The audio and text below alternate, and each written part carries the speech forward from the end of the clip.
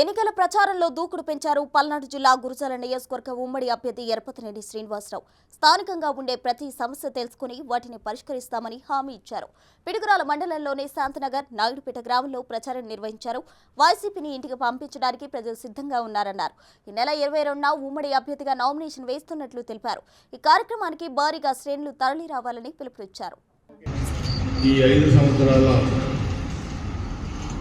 YSR Congress party అధికారంలో అటు రాష్ట్రంలో కానీ గురజాల కానీ అన్ని విధాలుగా ఏ విధంగా నష్టపోయిందనేది కూడా మనం చూసాం. 2019లో అలవి కానీ హామీలతో అధికారంలోకి వచ్చారు.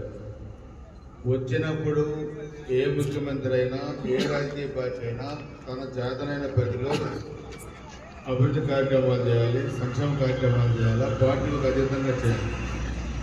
కానీ వీళ్ళు అరాచకాలు చేస్తూ రాష్ట్రంలో ఒక అశాంతిని సృష్టించారు. అది ఎలాంటి పద్ధతులను ఉపయోగించారో మీరందరూ కూడా చూశారు. చంద్రబాబు నాయుడు గారి కుటుంబాన్ని కానీ పవన్ కళ్యాణ్ గారిని వ్యక్తిగతంగా దూషించడంలో కానీ, మహిళల్ని కూడా చంద్రబాబు గారి కుటుంబంలో మేడం కానీ భువనేశ్వర్ గారిని కానీ అటు లోకేష్ గారిని కానీ ఎన్నోసార్లు అది భరించలేని భాష. అంటే గతంలో ఏ ముఖ్యమంత్రి కానీ ఏ రాజకీయ పార్టీ కానీ అటువంటి పదాలు ఉపయోగించలేదు. అంటే నాకు 151 సీట్లు వచ్చినాయి, నా ఇష్టం వచ్చినట్టు చేస్తానంటే కుదరదు. ఇది రాష్ట్రం అందరికీ, ఇది ప్రజాస్వామ్య దేశం.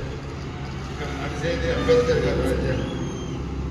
భారతదేశం మొత్తం ఏ రాజ్యాంగం నడవాలో ఇక్కడ కూడా అది నడవాలి. కానీ అది కాదు, ఇక్కడ మా తాత రాజారెడ్డి రాజ్యాంగం నడుస్తానంటే కుదరదు.